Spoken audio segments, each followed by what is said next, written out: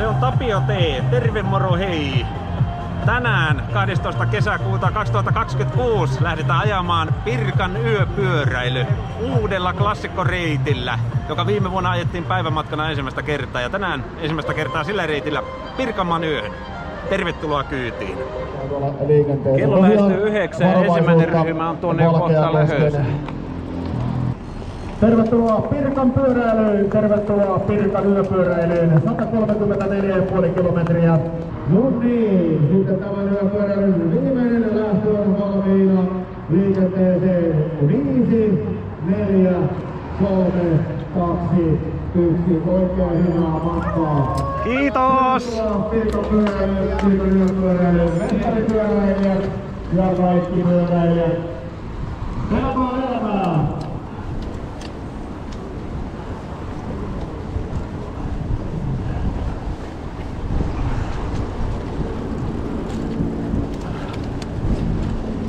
Se on muuten nyt hyvä fiilis. Ei oo. Kyllä, erittäin.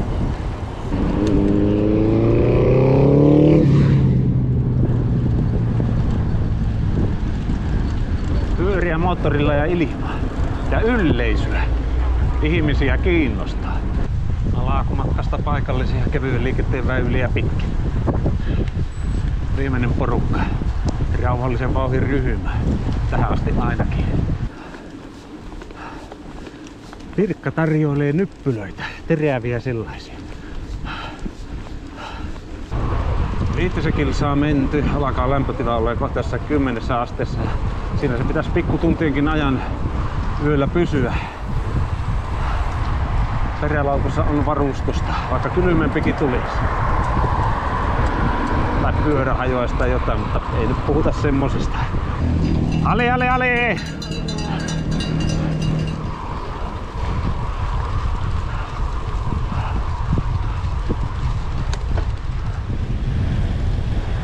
Ensin ylös, sitten alas. Joo.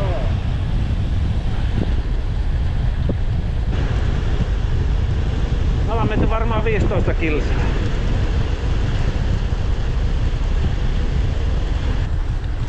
Voikukkien kukinta on loppunut, mutta koiranputkit ja niittyleenikit ja luppiinit puskee kukkaa yöpyöräilyn aikaan.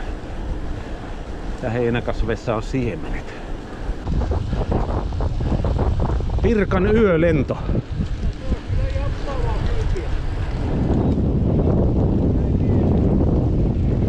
Kyllä se komian lieskan lyö. Oho.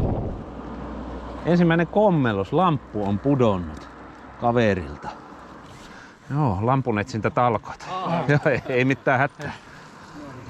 Matka jatkuu. Se on oikein. Kadonnut lamppu löytyi. Kyllä. Hyviä ajoja. Kiitos samoin. Kohtaan täällä tulee lampulle tarve. Ei ihan vielä. Veikkaisin muutama tunti menneen. Nyt tuolla minusta katsottuna vasemmalla aurinko kivasti jo painuu tonne metsien taakse. Mulla on tarakassa kiinteä patterilla toimiva punatakavalo, pari lediä. Sitten löytyy semmonen pikkutuikku tästä edestä, mikä täyttää tieliikennelain ehdot. Sitten pari kirkkaampaa valoa. Että valoissa löytyy.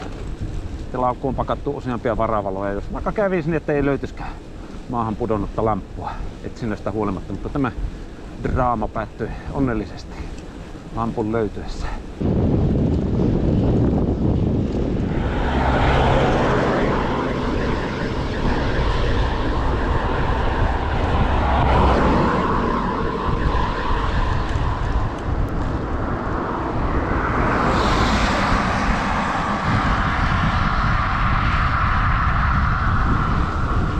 Usvaa pellolla. Koskee se usvaa vähän tiellekin.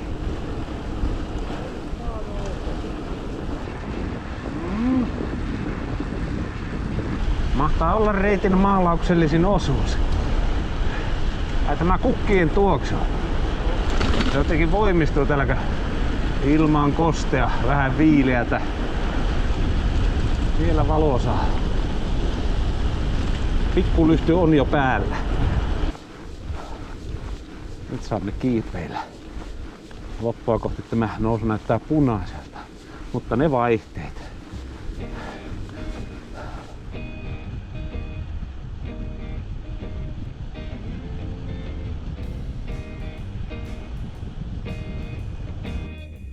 Ilta hämärtyy Kaarina Maunun tyttären tiellä. Valot on laitettu päälle. Minulla oli 2 banaania mukana. Jo tässä vaiheessa söin niistä toista ja viimeistä.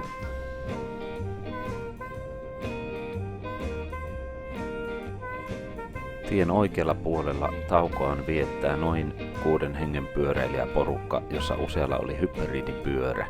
Annoin tien päällä tälle ryhmälle nimeksi hybridiryhmä.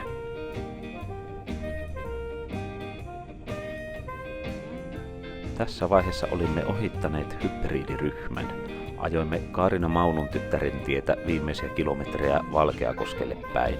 Jossain vaiheessa pidimme tauon ja hybridiryhmä pyyhkäisi meidän ohitsemme ja heidän perässään sitten ajoimme Valkeakoskelle.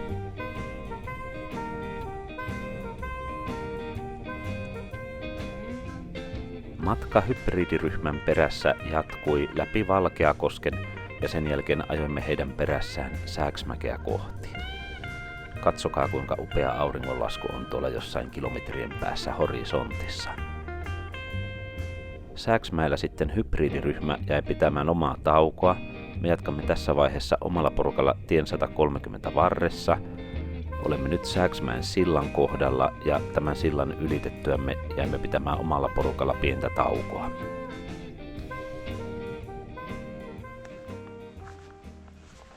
Niin ollaan päästy Valkeakosken ohi. Sääksmäen kautta tultiin sen paikallisen taidekeskuksen ja kirkon ohi. Nyt ollaan kahvilla sillan kohdalla tien 130 varressa katselemassa näitä tämmöisiä alkukesäillan maisemia. Mikähän ryhmä tämä on? Onko tämä se hybridiryhmä? Ei, ne oli yksittäisiä ajajia.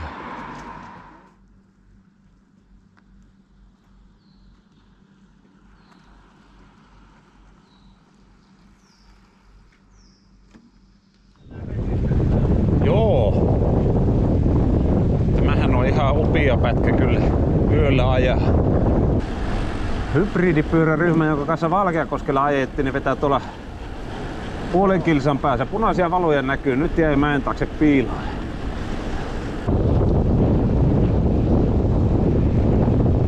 Ja puolivälissä aikaa kulunut 3:34:55 tämä tietokoneen mukaan. Kello on nyt 0:51. Tästä on vähän toista kymppiä soppa paikalle. Se ei ole enää Murolle, se on Aka-areena.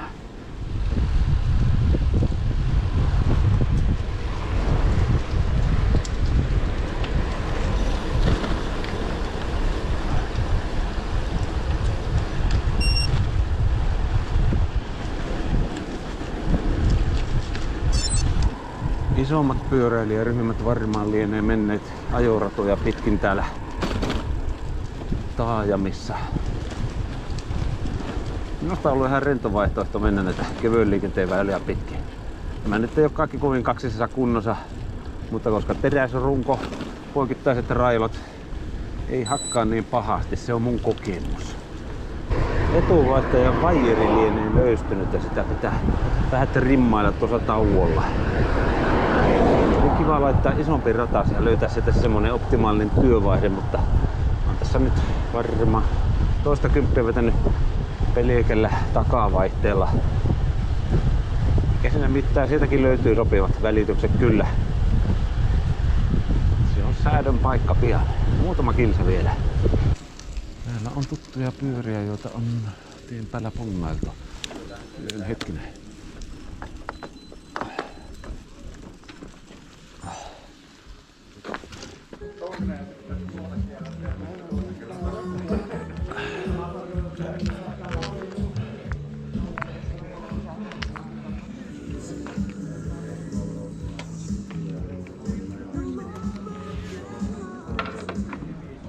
Soppaa syödessä huomasi, että se on ensimmäinen ja viimeinen uuden yöpirkka näillä tuulihousuilla.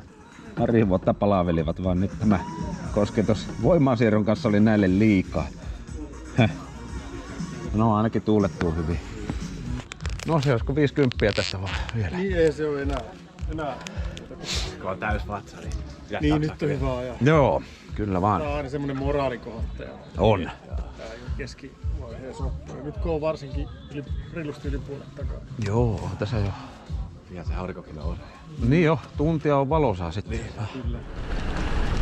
Ja niin vain aamu valkenee hiljalleen.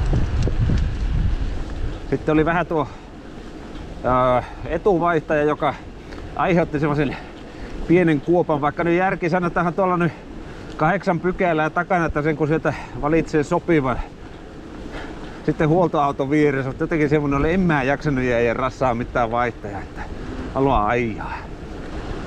Sen kerkeä sitten kotonakin ihmetellä. Mitä me vaihteesta, kun meillä on kesäyö? Sieltäpä se kurkkii aurinko. Hiljaksi. Punainen takalyhty on vielä kirkkaampi. Asetelma kääntyy lähitunteina. Veikkaan, että valuisen aikaan saavumme messukeskukselle. Mennään aina lipsahtaa Hakametsä. Se on lujassa. Onko siellä aurinko?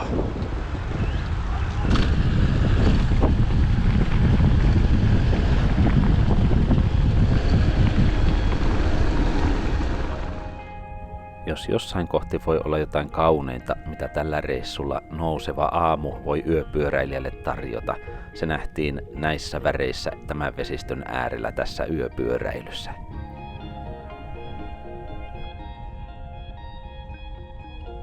Yöpyöräilyn ajaminen uudella klassikkoreitillä oli positiivinen kokemus. Yksi kehitysehdotukseni liittyy alkumatkan reittiopasteisiin, nimittäin niissä kohti, missä ei ollut liikenteen ohjausta, oli hieman hankala havaita, oliko käännöksiä merkattu keltaisilla muovinauhoilla tai nuolilla.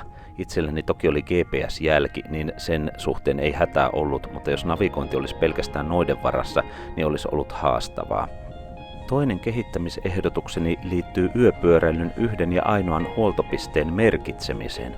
Kun saavuttiin Aka-areenan ympäristöön, huoltopisteen tarkka sijainti oli haastavaa löytää, joten seuraavalla kerralla minusta olisi hyvä, jos sinne laitettaisiin keltaiset vilkut osoittamaan, mistä tarkalleen ottaen taukopisteelle käännytään. No täältähän huolto löytyy. Pientä jännitystä yössä. Päästäänkö huoltoon? Taukopaikan sijainnin paljastivat pyörien punaiset perävalot, eikä siis jääty ilman ruokaa, joka oli muuten hyvää. Nämä yöpyöräilijän näkövinkkelistä nousevat rakentavat palautteet ovat myös tapahtumajärjestäjän tiedossa, ja olen luottavainen, että vuosi vuodelta uudesta yöpyöräilystä tehdään koko ajan toimivampaa. Viimeistä 18 kilsaa viedään. Kaverit ovat ottaneet vähän etumatkaa. Mä tuossa vähän evästelin ja hoidin näitä action-kamerakalustoasioita, latailua ja semmoista. Tätä omaa vauhtia painelin. Reitti on ollut siinä mielessä hauska, kun on saanut lähteä kohtaamaan sen jännityksen, mikä on, kun ei täysin tunne mitä, tai tiedä mitä on edessä. Edellisen vanhan klassikon veivaili sen verran monta kertaa, että oppi tuntemaan. Tiesi ne lopun tietyt asiat, että mistä on, no vähän niin kuin kilometripylvät, mistä on tietyn verran maaliin. Tästä semmonen puuttuu, tässä pitää uskoa vaan mittaria. Siksi tämä onkin elämys. Ja tuossa ennen Lempäälää mä vääntelin sitä kaapelitrimmeriä tuosta edestä ja huomasin, että nythän se ketju nousee isommalle rattalle edessä kovinkin reippaasti. Halusin kokeilla itse, en halua, että joku tekee sen minun puolestani. Ja sisunnuin monella tapaa. Pärjäsin pelkällä takavaihtajalla ja hei, mä säädin etuvaihtaja lennosta. Tähän tästä on maali. Todella vähän. Reittimetsuri on tähän loppuun ilmiselvästi jättänyt tämmösen, no sanotaan netisti, hyvin pitkän loivan nousun, mutta on vaihtein varustautunut. Täällä on hyvä mennä. On ollut kyllä niin puuduttavaa tämä loppumatkan nousu. Pakko lyödä raskaammalle vaihteelle. pedalista ottaa flättipuolet ja kantapäillä vähän pumppailla. Ei sillä, että ei kykenisi tähän, mutta täytyy sanoa, että rankka nousu. Oli miten oli, se on nousu valmis. Äsken kiivettiin ja nyt lasketaan.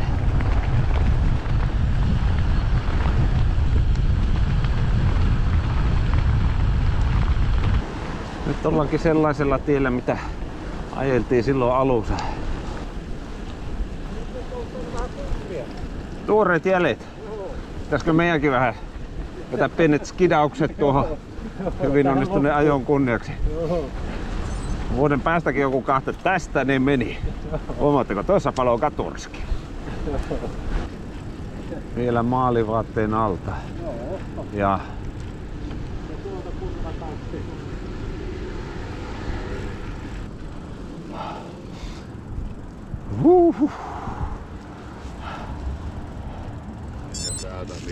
kiitos, kiitos. Olkaa hyvä. Ja olkaa hyvä. Kiitos. No niin, hyvä ystäväni. Nyt on tullut aika kiittää sinua tämän videon katselusta. Toivottaa iloa ja rauhaa sinun päiväsi. Kun varmasti tavataan seuraavalla kerralla jossakin joskus pyöräilyaiste jutujuurten merkeissä. Kiitos Hämeen liikunta- ja urheilupirkan yöpyöräilyn järjestämisestä ja kaikki, jotka on tapahtuman mahdollistamisessa jotenkin mukana.